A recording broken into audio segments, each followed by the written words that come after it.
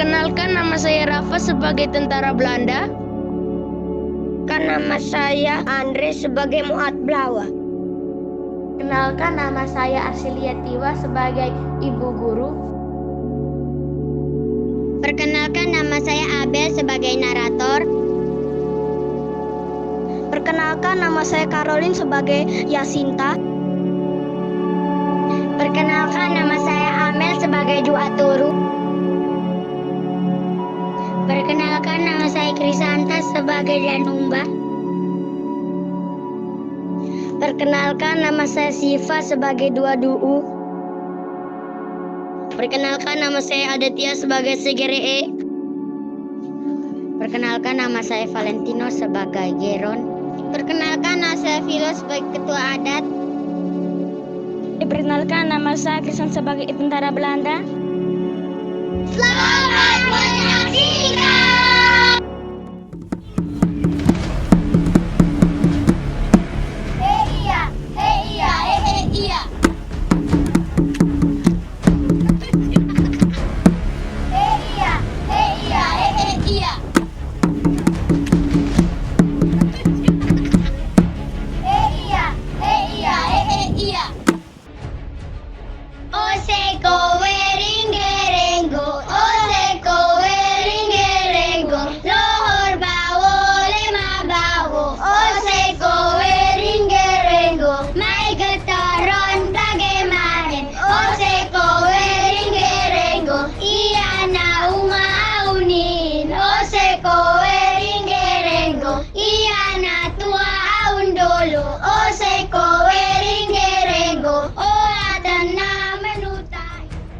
Kawunior.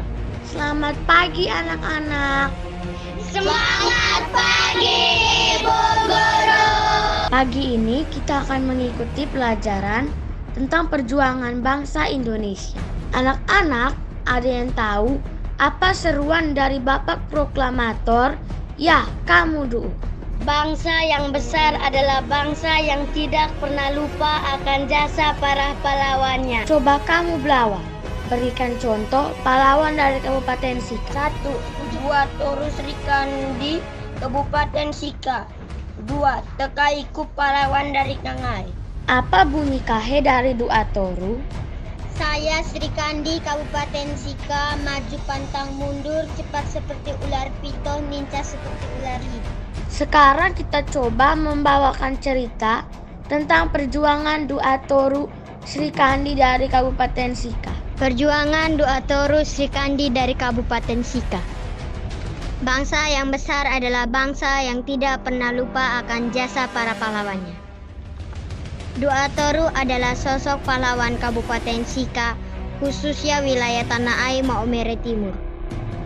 Ia lahir sekitar tahun 1897 dari pasangan Bapak Blawa dan Ibu Duu.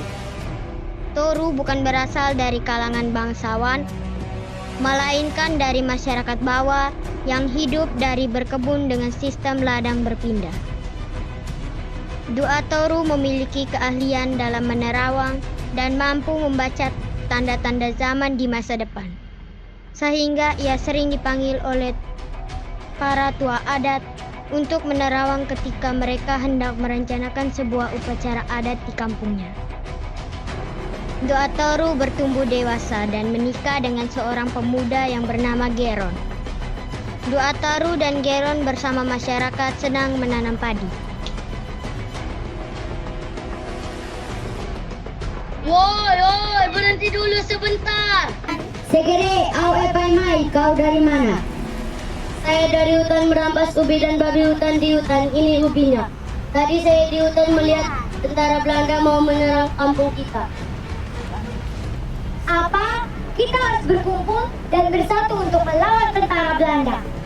Pada tahun 1912, Belanda menyerang dan berhasil menguasai wilayah Tanah Air, tempat asal Duatoru.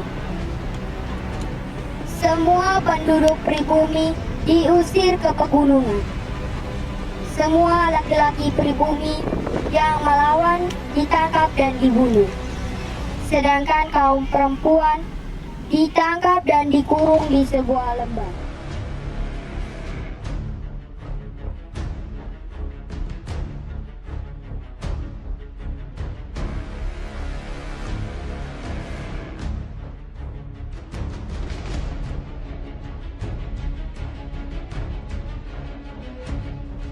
Dua Toru tidak tahan mengetahui kaumnya diperlakukan tidak adil.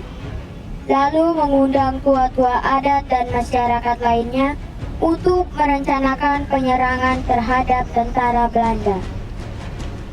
Dan melalui kesepakatan musyawarah, Dua Toru dipercayakan menjadi pemimpin perang. Dua Toru dan pasukannya melakukan penyerangan pertama untuk menyelamatkan perempuan-perempuan yang ditawan di lembah.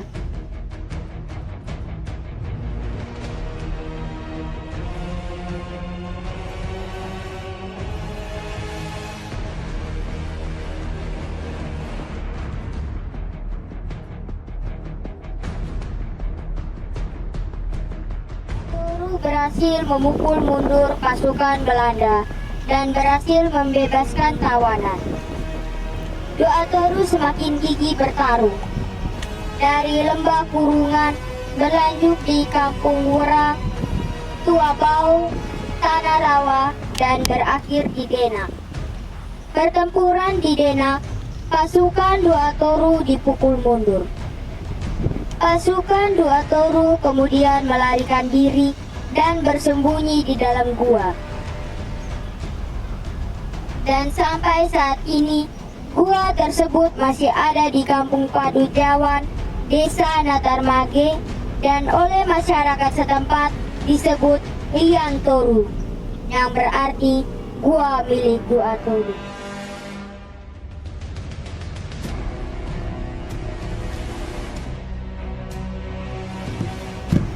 Kalian berdua pergi memata-matai Belanda apa saja yang tidak terima dan laporkan kepada saya.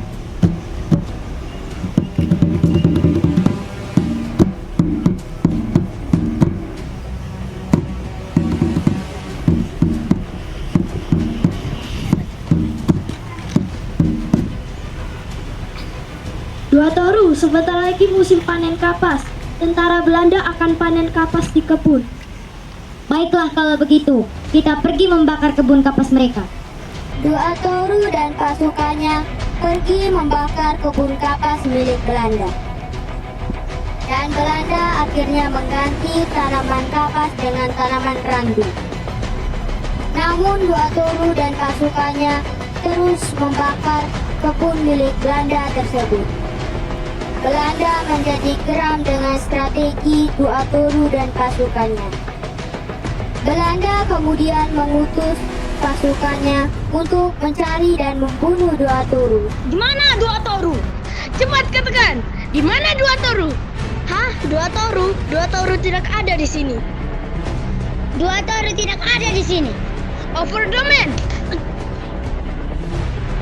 Karena tidak berhasil menemukan Dua Toru, tentara Belanda pun kembali ke markas mereka dan mengintai pergerakan Dua Toru dari atas gunung.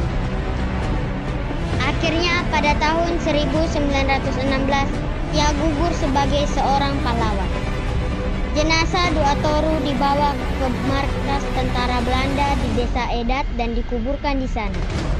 Namun beberapa hari setelah pemakaman, dengan alasan khusus, mayat Dua Toru kemudian kembali digali. Setelah itu lehernya dipenggal dan badannya dikuburkan kembali. Sedangkan kepalanya dibawa dan dikuburkan di Kampung Botan. Dengan demikian, tamatlah riwayat hidup Dua Toru yang nama dan perjuangannya masih dikenang hingga saat ini. Mohon untuk Rangga Dua Toru kami bawa ke kampung.